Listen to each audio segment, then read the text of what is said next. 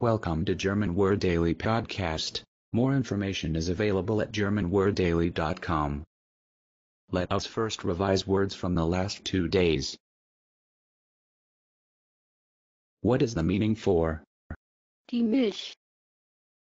It means milk. Spells MILCH. Die Milch. What does this sentence mean? Nimmst du Milch mit deinem Kaffee? It means do you take milk with your coffee? Nimmst du Milch mit deinem Kaffee? How do you say carpet or rug in German? Great. It is Der Teppich. spells TEPPICH. Der Teppich. Now, how is the following sentence in German? The rug is beautiful but too expensive. It is Der Teppich ist schön, aber zu teuer. well done. Let's learn today's new word, Der Staubsauger. meaning vacuum cleaner. Spells